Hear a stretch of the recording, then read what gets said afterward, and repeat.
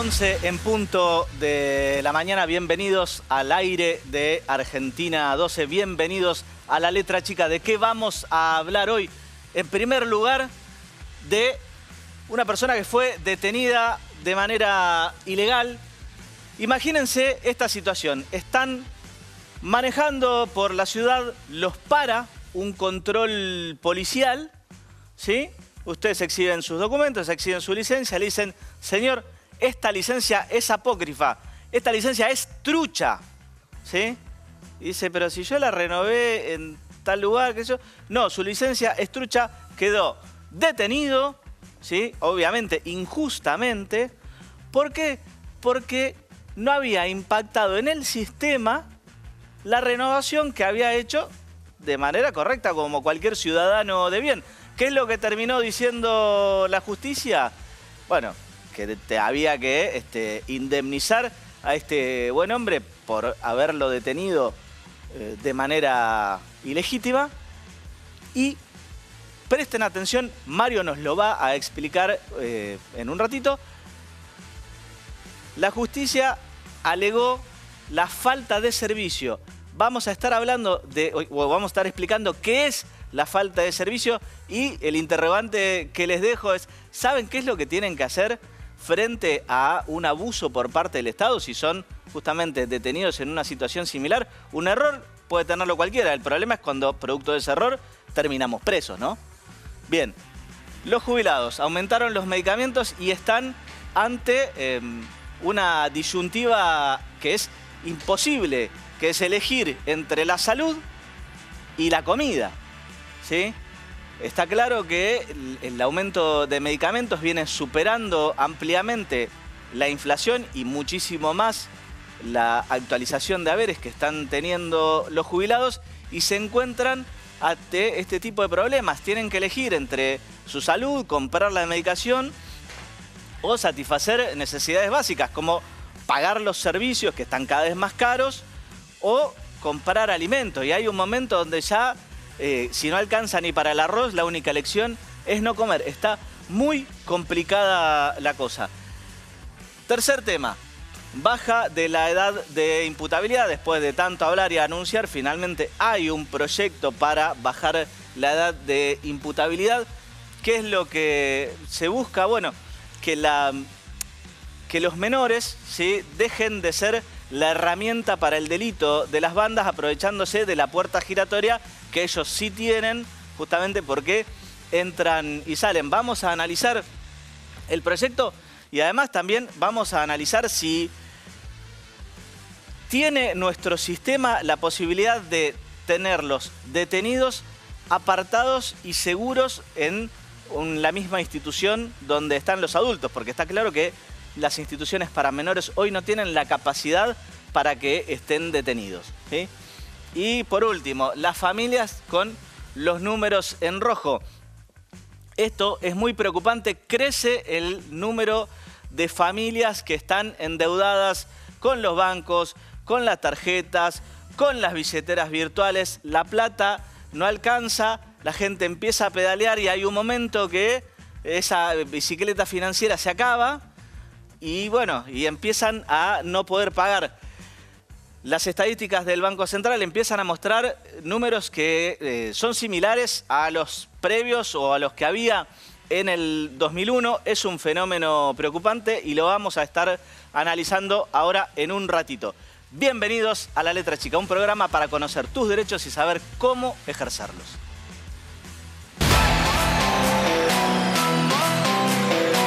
Mario. ¿Qué sentirías si te detienen por un error la policía? Miedo. Me asustaría, eso sería lo primero. Espero que me pida disculpas. Y miedo. Y después llamaría a mi sobrino que es abogado. Con mucha impotencia, obviamente, angustia. ¿Y te parece justo que una persona tenga que pasar por la justicia por un error del Estado? No, para nada, totalmente en contra. No, me parece que no, pero bueno, todos cometemos errores. El tema es resolverlo. Me parece injusto. Por supuesto, me parece justo porque todos cometemos errores, sí. Y no, obvio que no. Es muy injusto, la verdad. ¿Y alguna vez pensaste que algún trámite mal hecho puede traerte problemas graves? ¿Cómo se mueve el país? Sí. puede ser. No es muy confiable. Sí, me ha traído, de hecho. Por supuesto, conozco un montón de gente que hizo mal un trámite y tuvo un montón de problemas. Sí, obvio. Pero es que, digamos, es parte de la sociedad que hay quilombo, hay errores y hay que aceptar los errores, pero sí, puede pasar. Y si el Estado se equivoca, ¿crees que debería hacerse cargo del daño que causa? Obvio, sí, claro.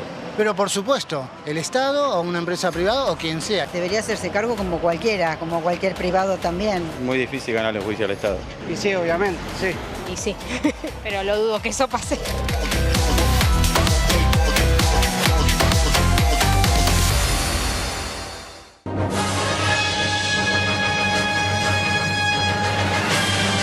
Superman es el que mete a los delincuentes presos. Vos dele sacar gente.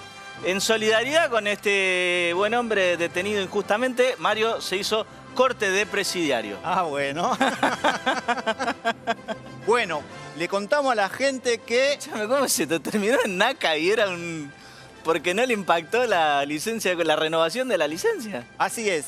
Este es un fallo, una sentencia ejemplar que se dictó el día 30 de diciembre del 2025. Sí.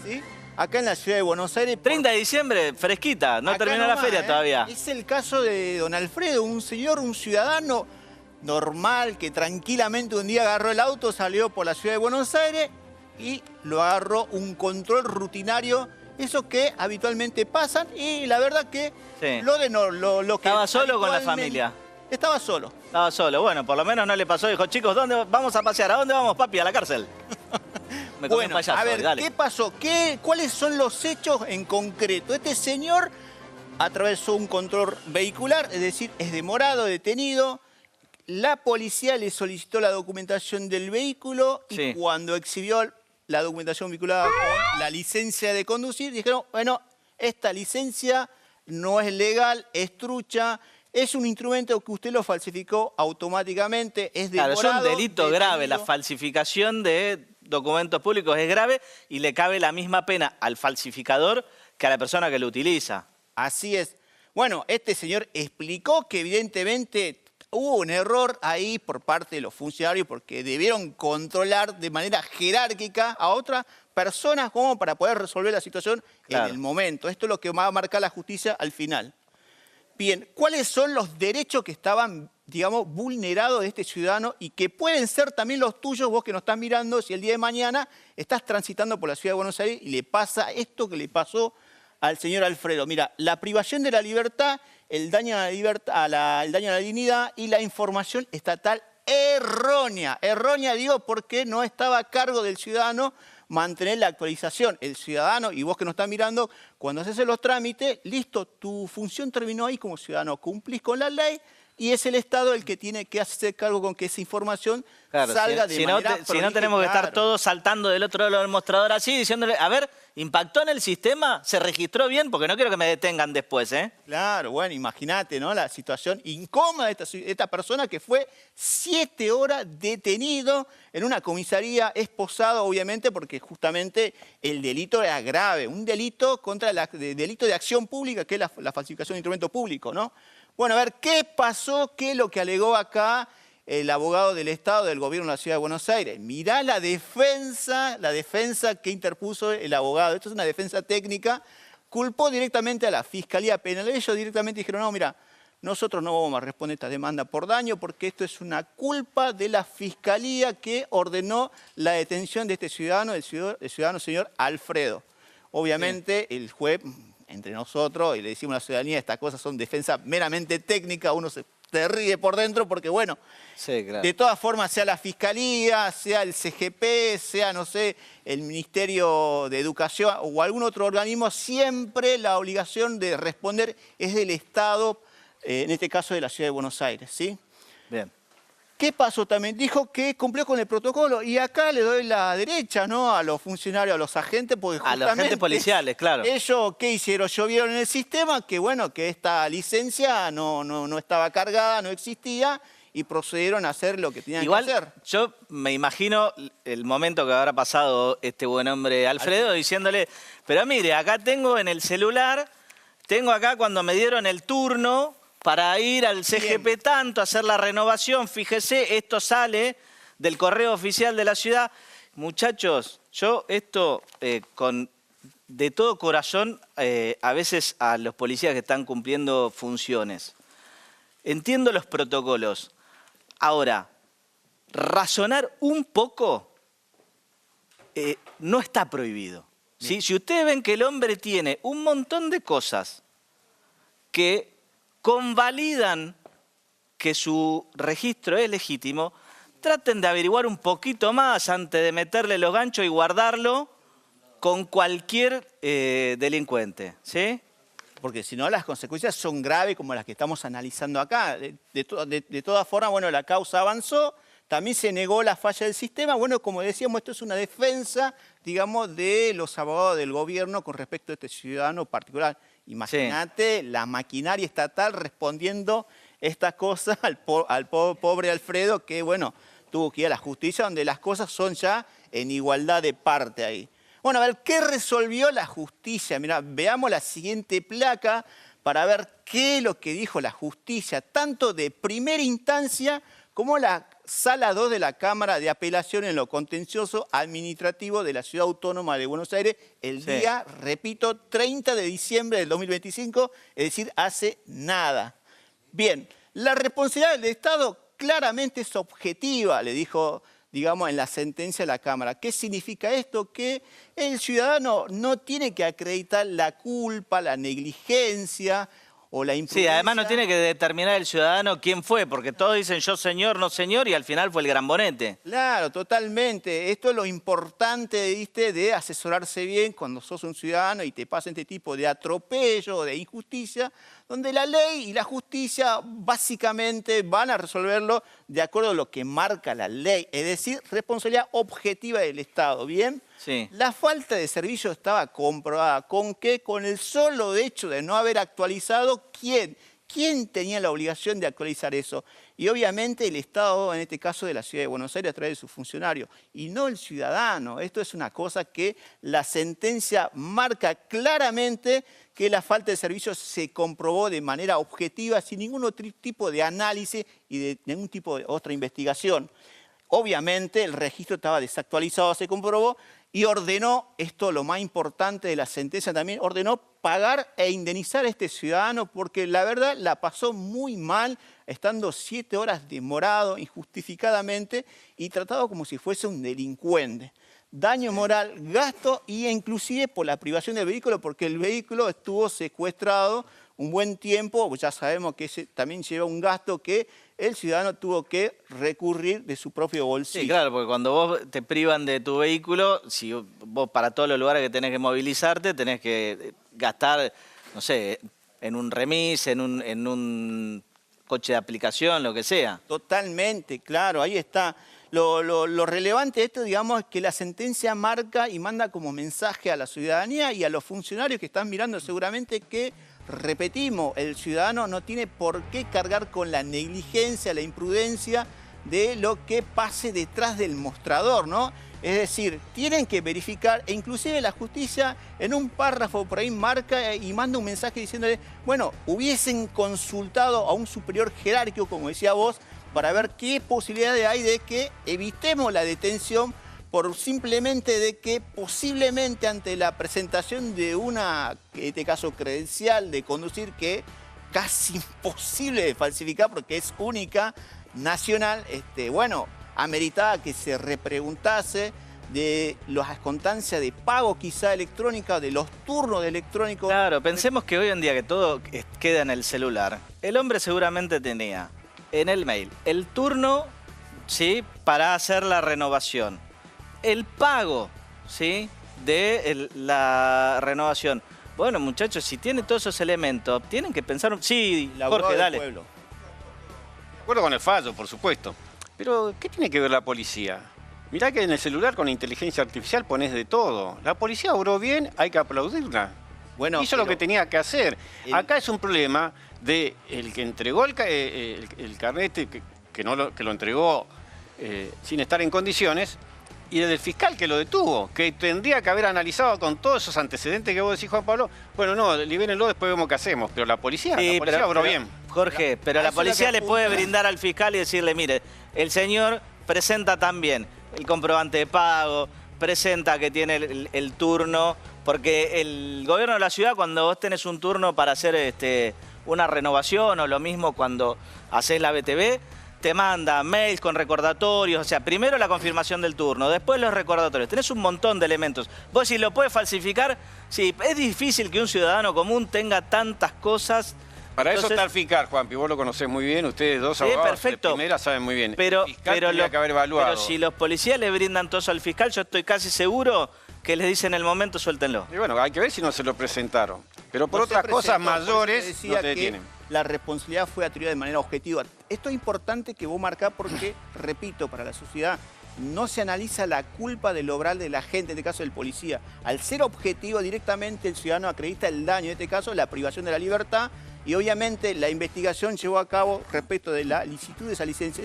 Esa licencia fue peritada después en la justicia penal y la causa penal se archivó porque evidentemente no había delito. Sí, con un sobreseimiento. Esto es lo que estamos hablando, tramitó en el fuero contencioso administrativo donde el ciudadano que nos está mirando puede reclamar ante esta, digamos, arbitrariedad, ante esta falta de servicio que se comprobó en la causa, objetivamente, es decir, sin analizar la culpa, sin ponerle la lupa al ciudadano que está. Eso me parece importante destacarlo, Mario. Por un lado, lo que fue la investigación del delito penal, ¿sí? Fue por una vía y después el ciudadano reclamó en sede contenciosa. Exactamente, son dos causas que tramitaron de manera, digamos, distinta, donde en la causa penal la acusación es grave.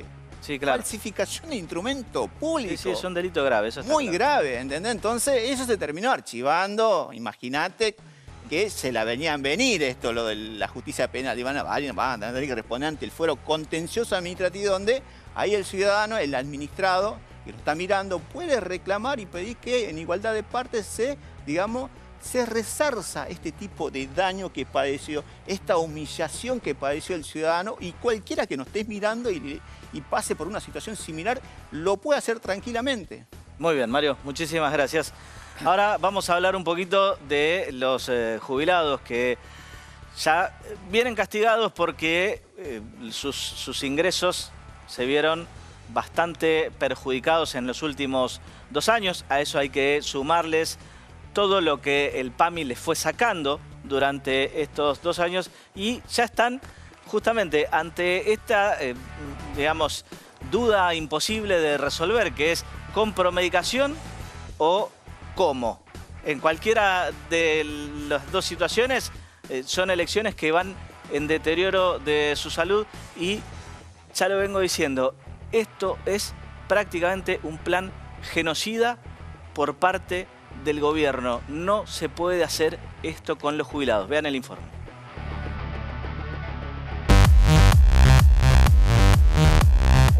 ¿Le alcanza la jubilación para comprar los remedios? La jubilación no me alcanza ni para comprar un pan. No, no creo. Es muy escasa. Para nada. Estamos en una situación crítica del país. No alcanza. Yo veo muchos conocidos y no llegan. Creo que está difícil para muchos. ¿Y alguna vez tuvo que dejar de comprar medicamentos por el precio? No, gracias a Dios por ahora. Sí. Sí, yo no, pero los jubilados, en caso de jubilados sí, lo tuve que comprar igual. Lo he hecho con mi mamá o con mi papá, lo he hecho igual. Gracias a Dios no, pero sí sé que mucha gente lo está padeciendo mal. ¿Y cree que el Estado debería ayudar a los jubilados con los remedios? A mí me parece que sí. Por supuesto, porque es una cuestión de acción social. Obvio. Por supuesto. Sí, yo creo que sí, siempre. Sí, creo que eso es muy importante, la presencia del Estado para los más vulnerables. Los jóvenes todavía tienen fuerza, energía, potencia, pero un anciano no. Entonces es el que más necesita ayuda del Estado, más que nada. Sea el gobierno que sea, no importa.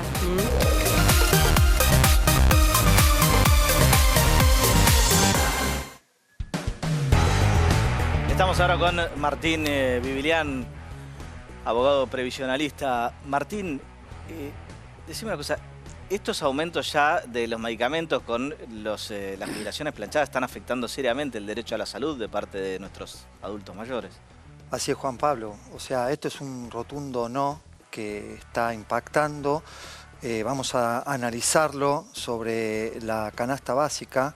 Tenemos un haber jubilatorio que hoy está en los 420.000 pesos, la mínima, y hay 5 millones de jubilados que cobran ese haber miserable, ¿sí? Sí. Solamente vamos a un dato, entre noviembre del 2023 y febrero del 2025, los jubilados, los medicamentos aumentaron un 382%.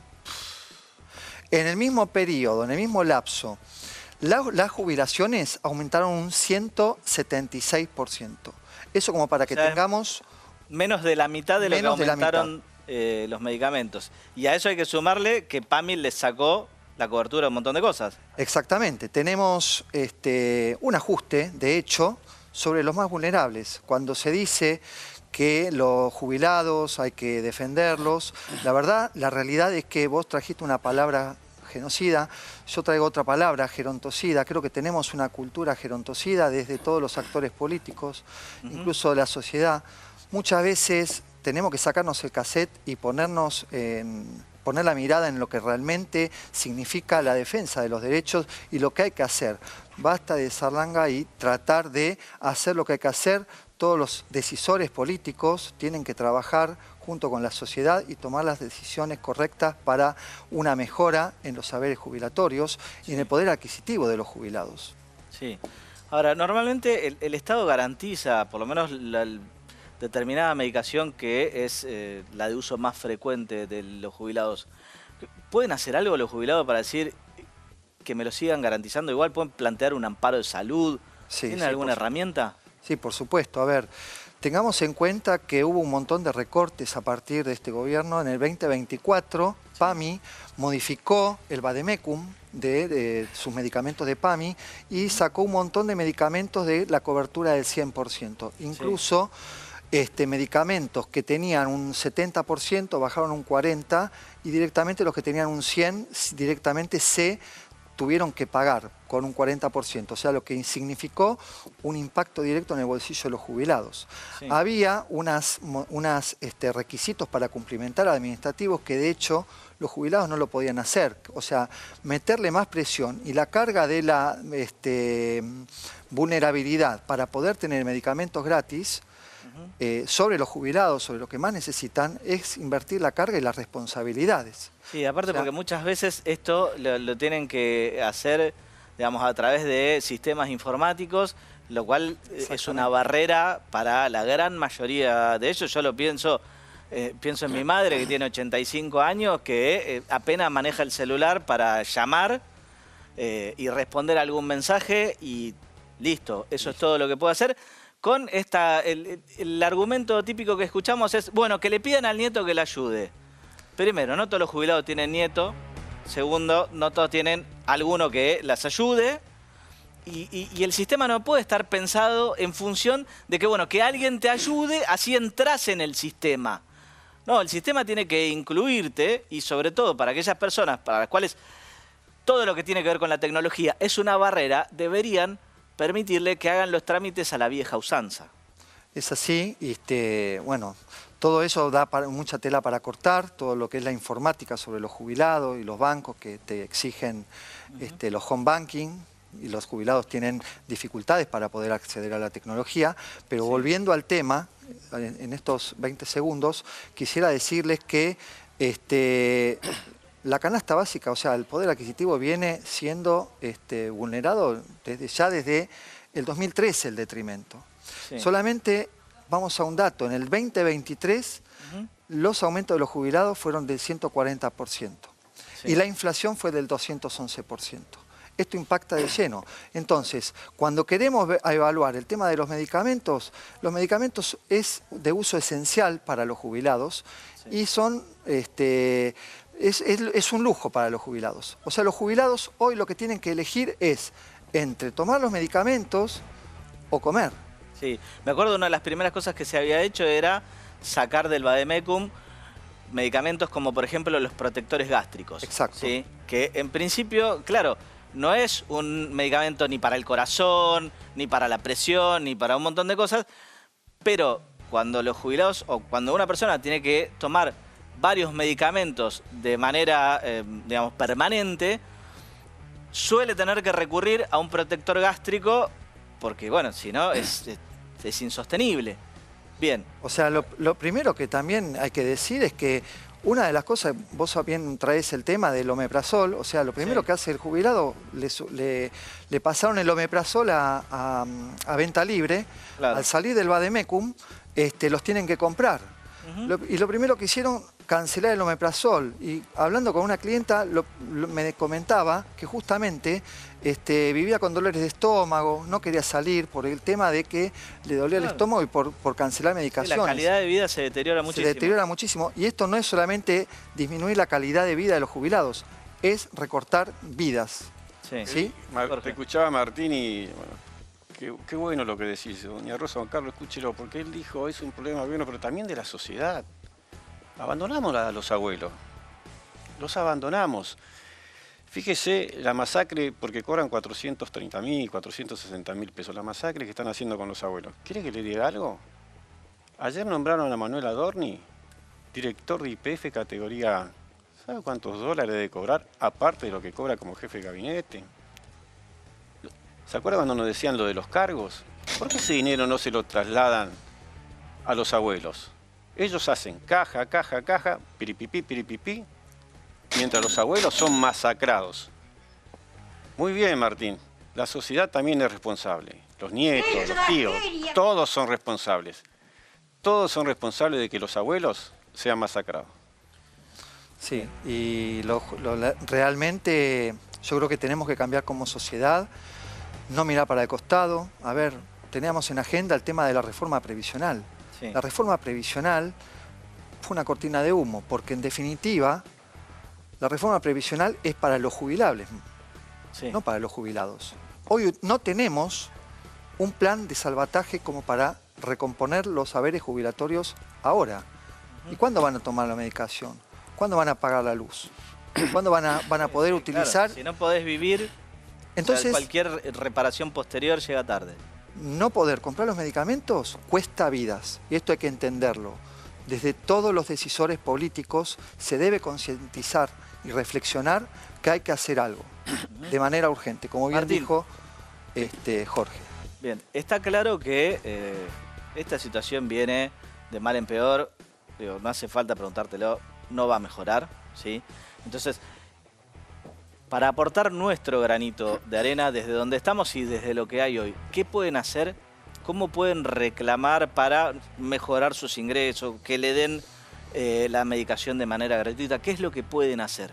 Tenemos varias herramientas, le vamos a informar a la gente, Juan Pablo. Sí. O sea, primero lo que tienen que ver el jubilado es acercarse a la farmacia de más confianza, hablar con el farmacéutico. Hoy tenemos una ley que ya desde el año 2000 que obliga a que las recetas tienen que ser por los nombres de los medicamentos genéricos. Y muchas veces eso no pasa, porque ponen los nombres comerciales de laboratorios que tienen más marketing y los medicamentos son más caros. Entonces lo primero que hay que hacer como primera herramienta, tratar esto como paliativo, de que hablar con el farmacéutico, buscar la medicación más económica y después desde lo puramente del derecho, tenemos distintas vías de reclamo. Pero esto es una cuestión de derecho. Vamos a enumerar las cuestiones de derecho y después vamos a analizar las cuestiones de hecho. Las cuestiones de derecho es que pueden hacer un reclamo administrativo ante PAMI con una dispensa. Que eso se hace a través de un reclamo médico, de un reclamo del médico fundado para que se haga una excepción extraordinaria sobre determinado tratamiento o medicación. Para que lo cubran. Para que lo cubra. Bien. También tenemos la posibilidad de reclamar ante el defensor del pueblo de manera presencial, incluso se puede hacer por teléfono, por internet, desde los municipios y desde la provincia, donde hace de mediador para obtener algún tipo de excepción extraordinaria para alguna medicación o tratamiento. Sí. Todo esto lleva tiempo, lleva trámites burocráticos porque son administrativos. Sí. Y si no, bueno, también consultar con un abogado. Tenemos los recursos de amparo, que son medidas cautelares que pueden otorgar un juez ante la inmediatez. Nosotros tuvimos en el estudio un caso hace poquito donde un paciente oncológico, PAMI, se negaba a darle el medicamento. Claro, imposible de pagar. Imposible de pagar. Salía como 50 millones de pesos. Una locura. Nosotros interpusimos el recurso de amparo y en menos de 5 días tuvimos la respuesta y PAMI cubrió esos medicamentos. Claro, eso me parece muy importante con los amparos porque la gente siempre tiene esta idea, digo, bien fundada, de que la justicia tarda. Y es importante saber que cuando se trata de amparos de salud especialmente, ¿sí?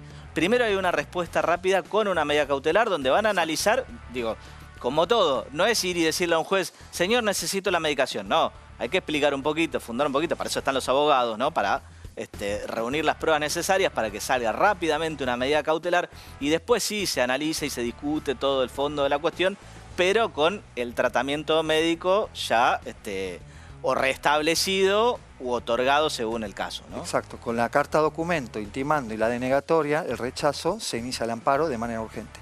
Después está el problema de las costas, que eso, bueno, lo hablamos en otro programa. Sí, no, bueno, es un tema... pero me parece que el tema de las costas Exactamente. No es relevante ante este problema, ¿no? Estas son todas las herramientas que tenemos de derecho. Sí. Ahora, ¿qué pasa de hecho? De hecho pasa que el abuelo, el jubilado, el adulto mayor, que hay distintos tipos, más deteriorados, menos deteriorados, mejor de salud, mayor de salud, están desinformados. Lo primero que pasa es que están desinformados. Segundo, están resignados. Bueno, yo siempre cuando hablamos de esas cosas me acuerdo de Carlos Bersi, que lo tuve como profesor en contrato y machacaba siempre con esto. ¿Cómo un ciudadano va a reclamar sus derechos si ni siquiera sabe cuáles son sus derechos? Y en eso es fundamental la información. Por supuesto. O sea, la mayoría de los jubilados no saben que pueden reclamar, se resignan. Porque el jubilado realmente ya está cansado, tiene una vida de trabajo. No nos olvidemos que los jubilados que hoy tenemos son los que construyeron nuestro país, sobre todo en las últimas generaciones. Entonces, ante una sociedad que mira para otro lado, ante la justicia y el poder político de turno, son todos los gobiernos que vienen en los últimos años, miran para el costado, el jubilado está resignado, porque observemos, por ejemplo, en las marchas de los miércoles, ¿cuántos jubilados hay? Más allá poquísimo. Estás hablando de que hay 5 millones que ganan la mínima y lo que hay en esa plaza es insignificante. ¿Pero por qué pasa esto? Porque el jubilado ya no tiene fuerzas. Las pocas energías que tiene... Sí, igual también hay que reconocer que bajó muchísimo la concurrencia desde que le empezaron a dar palo todos los miércoles, porque no todos tienen ganas de cobrar una miseria y además cobrar con el palito de apoyar ideologías una vez por semana. Pero exacto. Garrote mal aplicado en ese caso. Mal aplicado, sí. Vergonzoso. Sí. Pero tengamos en cuenta entonces cuando decimos que la sociedad mira para otro lado. ¿Por qué no llenamos la Plaza de Mayo reclamando por los jubilados, todos los jóvenes? Entonces, tenemos que tener un compromiso social, más allá del compromiso que debe haber desde el poder político, de turno. Como para cerrar, quisiera también que, estamos hablando de los medicamentos, pero más allá de las crisis más importantes que tienen hoy los jubilados, aparte de la alimentaria y de la habitacional, tenemos la crisis sanitaria que comprende los medicamentos. Sí. Solamente tenemos 220.000 jubilados internados en geriátricos en nuestro país. Y tenemos en lista de espera 220.000 afiliados al PAMI que no tienen lugar. Hoy tenemos una espera de aproximadamente entre 6 meses y 1 año para poder tener una cama en alguno de los geriátricos que tengan convenio con PAMI. Pero eso porque achicaron la cantidad de geriátricos. No, porque la mayoría de los geriátricos en realidad del país, estamos hablando de aproximadamente 400.000 geriátricos en el país. Sí. Son casi todos privados, salvo 5 que son directamente del PAMI en todo el país. De los 400.000, de los 4 millones... Sí, 400.000 dijiste. De los 400.000 geriátricos, solamente tenemos, un porcentaje aproximado, porque yo lo estuve mirando también, tiene que ver también con el tema de la falta de... ¿Te acordás que en un programa anterior estuvimos viendo el tema de la falta de pago y actualización de los aranceles? Imagínate que... Sí, claro, lo que le pagan por las prestaciones a los distintos prestadores hace que muchos se van saliendo. Claro, se salen por el convenio. ¿Encontraste el dato? Dale. No, el dato, me confundí. El dato son de que hay 2 millones de jubilados internados, ¿no? Entonces, tenemos 400.000 sanatorios que tienen cobertura convenio con PAMI. Sí. Es muy poco con respecto a los, al total de geriátricos privados del país. Sí. Entonces las camas no alcanzan. Y un geriátrico privado, estamos hablando entre 4 y 5 millones de pesos, que ¿cómo lo pagan? Bien. Bueno, Martín, muchísimas gracias. Vamos a cambiar el tema. El gobierno está impulsando la reforma del régimen penal juvenil para bajar la edad de imputabilidad a 13 años. Vamos a ver qué es lo que cambia, ¿sí? Y, bueno, cómo hace equilibrio justamente el sistema para, por un lado, castigar a los delincuentes, ¿sí? Y, a su vez, albergarlos en algún lugar que esté adecuado para tener chicos de 13, 14, 15 años, ¿sí? Junto con adultos que también son delincuentes. Vean el informe y arranca Alarcón.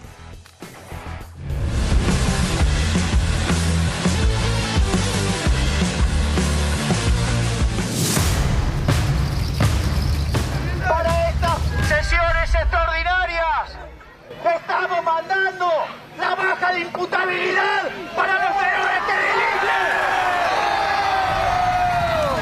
Porque en Argentina el que las hace las paga. Y delito de adulto, pena de adulto.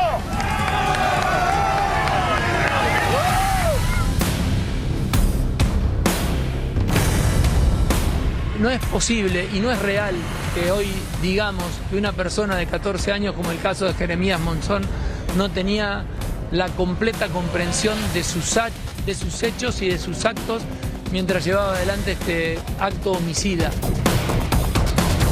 La iniciativa de bajar la ley de imputabilidad es música para mis oídos.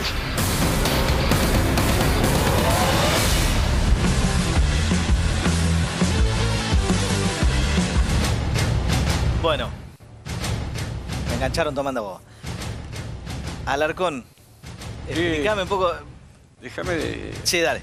Qué pena me da que el presidente de la Nación, en un acto que no sé de qué tipo, largue eslogan sin pensar lo que dice. Delito de adulto, pena de adulto.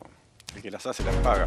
Se lo tendría que decir al Andís, a la criptomoneda, el que los hace los paga. Pero voy a contarle una historia a ustedes y a los televidentes. Complicado lo de la cripto, te meto ahí un paréntesis, viste que había un acuerdo previo. Por eso te digo, el que las hace las paga. El que las había un hace, contratito antes de largar libra, sí. El que las hace las paga a medias. Pero quiero contarle a doña Rosa, a don Carlos y a ustedes.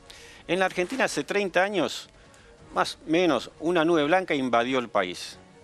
Se expandió por todas las provincias. La maldita y asesina droga. Les hicieron creer a los jóvenes que la marihuana era una planta, que no le hacía ningún mal. Sin embargo, te digo, si estás mirando o a los padres, daña los pulmones, daña las neuronas, hace que vivas durmiendo todo el día y te saca la cultura del trabajo. Te saca literalmente del mundo real. ¿Qué hizo el narcotráfico con esto? Se volvió multimillonario y tomó a los chicos de soldadito. A la par de que sucedía esto, la institución más importante del país, más importante del país, se cayó. ¿Cuál es? La familia.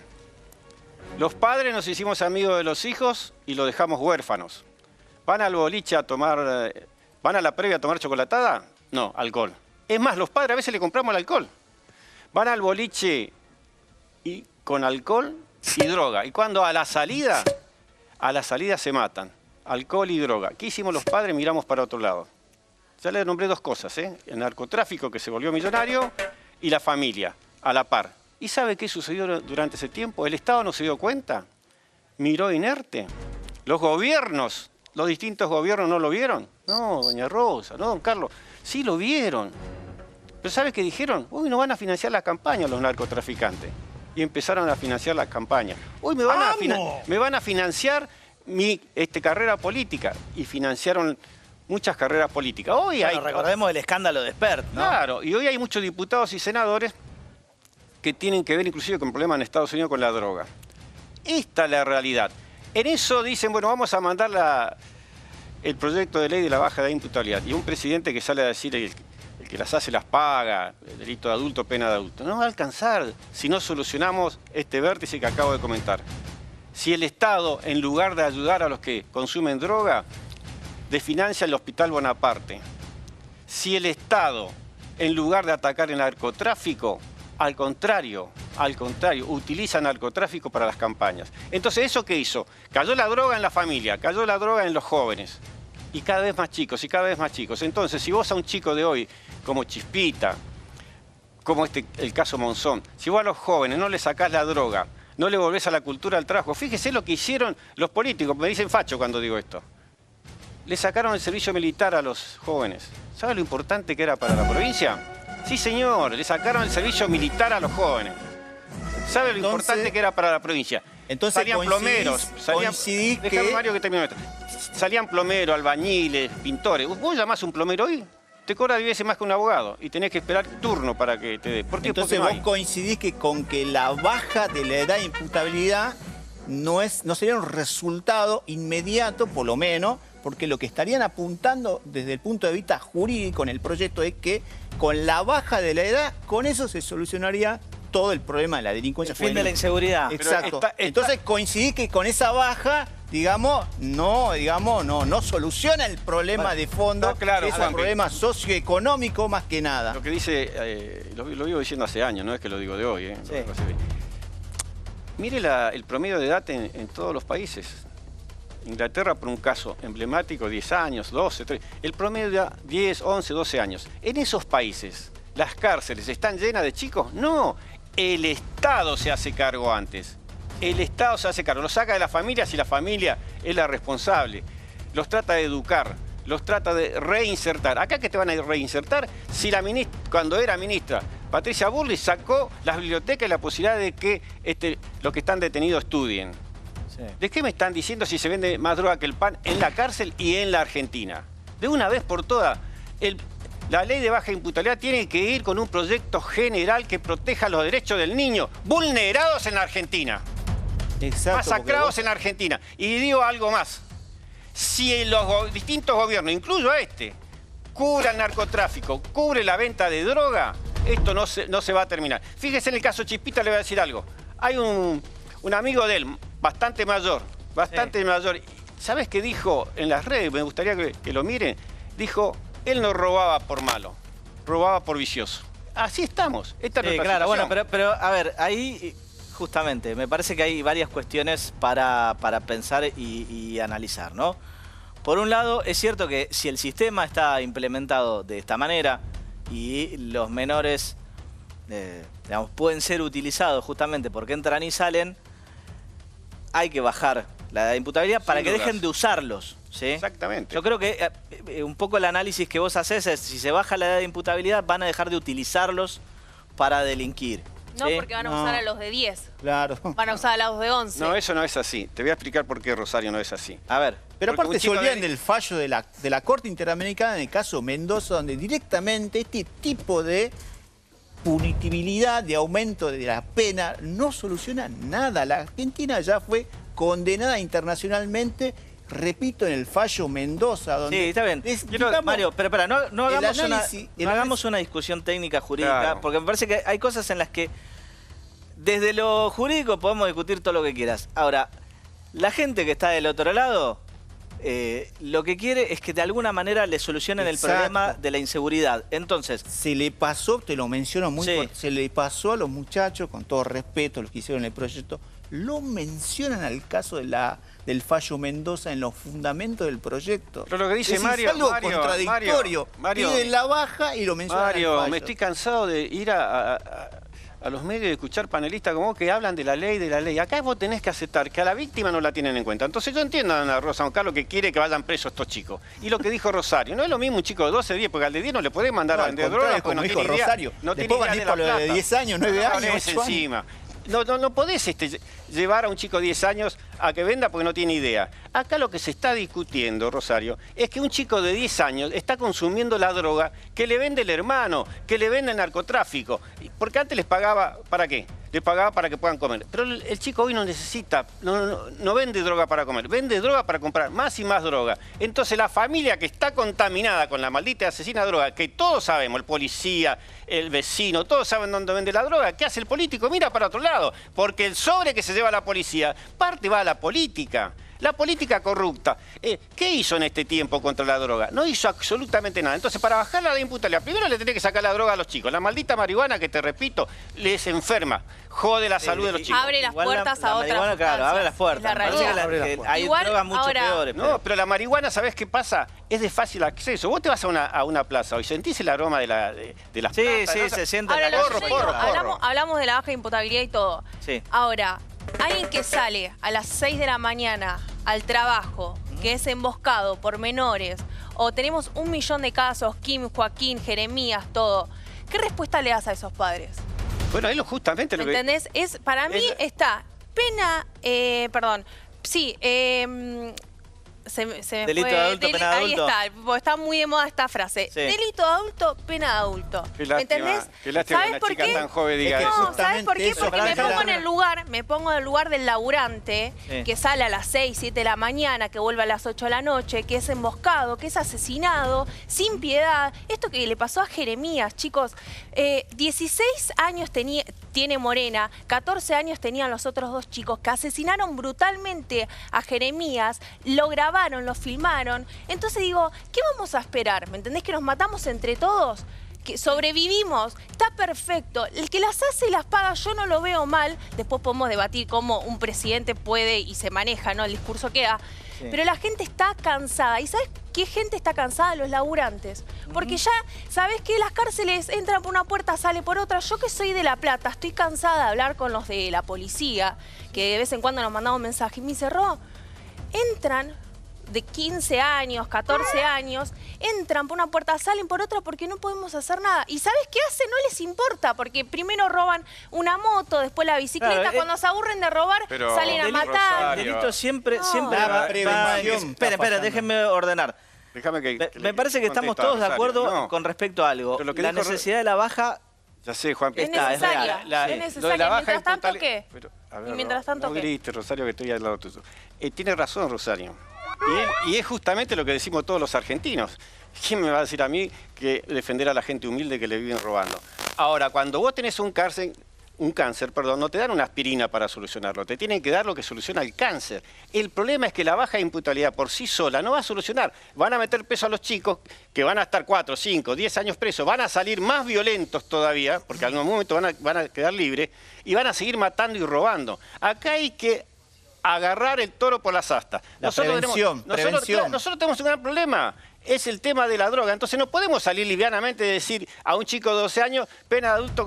El gobierno se tiene que hacer. El gobierno es responsable. Los políticos corruptos son los responsables que hacen que la droga esté en la casa de ese chico. ¿Cómo le vas a decir a Chispita, con 12 años, que es responsable de la situación que vive a los 12 años? Si no roba para comer, roba para comprar droga. ¿Y quién le vende la droga? El narcotráfico. ¿Y quién está prendido con el narcotráfico? La política, Rosario. Entonces no vas a solucionar un cáncer con una aspirina. Para solucionar el tema de los jóvenes, repito, volver al servicio militar, tiene que volver, mitad del día militar, mitad del día educacional. Para solucionar el tema de los jóvenes tenés que tener colegios como la gente, por favor. Si van al colegio igual y no tienen no nada. Van al colegio, no tienen el jardín. Bueno, justamente. Y Rosario, es lo que estamos hablando los dos. Justamente, no van al colegio.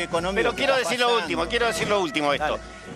Quiero decir lo último. No podemos aceptar que la droga es como que nada, como que no pasa nada. No podemos decir que el porro no importa, que la droga no importa, que la marihuana no importa. Nosotros no fabricamos la marihuana acá. Entra. ¿Quién la deja entrar?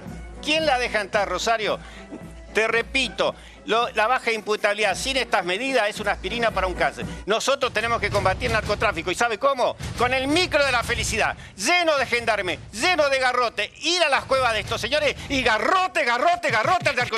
Vamos todavía. Muy bien, listo. Y nos vamos al corte porque si no, no vamos a llegar a hacer el último bloque. Así que no se muevan de ahí, que enseguida volvemos.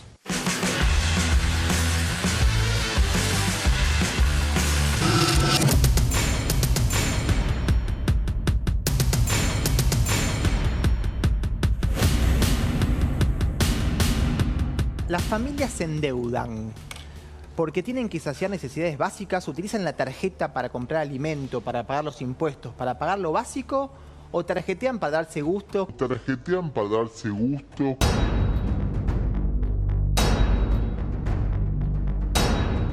Los sectores de clase media son los que más apelan a los préstamos personales porque lógicamente préstamos personales bancarios, ¿por qué están bancarizados? Los sectores de menores recursos viven más de fiado. En los casos de los trabajadores, bueno, los más perjudicados son los informales, porque los informales ganan menos de la mitad de aquellos que están registrados. No pueden cubrir los gastos corrientes y tienen que apelar a distintas estrategias de, como dice el informe del INDEC, manutención de las familias y de los hogares.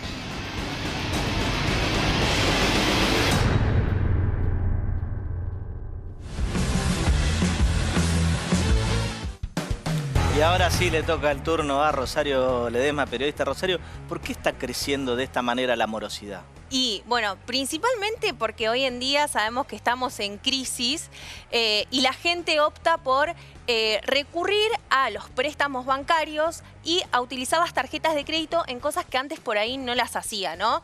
Hoy es normal por ahí ver a gente que utiliza estas tarjetas de crédito en el supermercado para hacer la compra del mes o demás, y no para costearse un viaje como por ahí en algún otro momento pasaba, ¿no? Yo les pregunto a ustedes, ¿para qué usan la tarjeta de crédito? Y para consumo básico. Consumo básico, bueno. Para todo. ¿Vienen bien? ¿Vienen pagando a término todo? Yo la verdad que no tengo ningún problema, por suerte. Bueno, son los afortunados. Yo te cuento algo, durante años trabajé en estudios que se dedicaban al recupero de deudas bancarias. Así que antes de dejar de pagar la tarjeta o al banco, cualquier cosa la pongo, dejo de pagar antes que eso. Bueno, ustedes y aquellos que nos están mirando que están al día con el tema de las tarjetas de crédito y los préstamos personales, les digo que son unos afortunados porque hay 1,4 millones de bonaerenses que tienen problemas para pagarlos. Ha crecido, como bien decíamos, la mora bancaria y esto es el peor número que se ha visto desde hace 10 años. Alcanzó el 10,1%. Sí. Recordemos que... Ahora, esto también ahora incluye no solo los bancos, la tarjeta, sino también las billeteras. Las billeteras virtuales, bueno, hay muchas aplicaciones justamente que te dan estos préstamos. Y bueno, hoy en día la verdad es que la gente no tiene otro recurso para comer, ¿no? Recién hablamos de los medicamentos. Bueno, ¿cómo paga esa hija el medicamento del padre? Y bueno, tarjeta, y bueno, préstamo. Y así termina la gente endeudada. La verdad que es una gran preocupación que se está viendo, más que nada en la provincia de Buenos Aires. Vuelvo a repetir, 1,4 millones de bonaerenses tienen problemas. De hecho, el incremento de las deudas no solamente es a nivel de provincia, sino a nivel nacional. Exactamente. Yo que soy de la provincia de Salta he detectado en algunos casos particulares, pero también en otras provincias, de otros vecinos, donde el incremento de la deuda es bastante importante, más que nada por el interés moratorio y punitorio, que son las sanciones que aplican estas empresas a la hora de cobrar estas deudas que se atrasan, que naturalmente, como vos bien marcás, simplemente son para cuestiones básicas y esenciales, ya sea alimento, educación, salud, no sé, algún tipo de actividad, pero que lamentablemente por no llegar a fin de mes, como en el caso de los jubilados, y bien marcaba Martín, tienen que tarjetear o sacar la... Sí, el problema es ese, me parece, cuando vos analizás tus consumos de tarjeta y lo que ves es que la mayoría son, digamos, gastos corrientes, son gastos del supermercado, cosas que necesitas y no justamente, como decía por ahí un conductor, un gustito que te diste. Exactamente. Bueno, y también hay una gran problemática que se ve en los jóvenes, ¿no? Porque algunos jóvenes de 18 a 23 años... Sí. Acceden primero a tener una deuda bancaria que a tener un trabajo en blanco. Después podemos debatir si es un riesgo que toma el joven y demás, pero la realidad es que muchos de ellos también lo hacen para darle una mano a los padres, ¿no? Porque sabemos cómo está la situación, que hoy los pibes por ahí de 18 a 23 años siguen viviendo con los padres porque irse a vivir es imposible y bueno, acceden a estos préstamos. Bien, te hago la última que ya nos vamos. ¿Cómo evitamos caer en mora? Bueno, primero tener responsabilidad económica, es difícil obviamente. Hay muchas aplicaciones paso dato que vos te las descargas y vas anotando ahí todo lo que vas gastando. Hay mucha gente también que se maneja con Excel.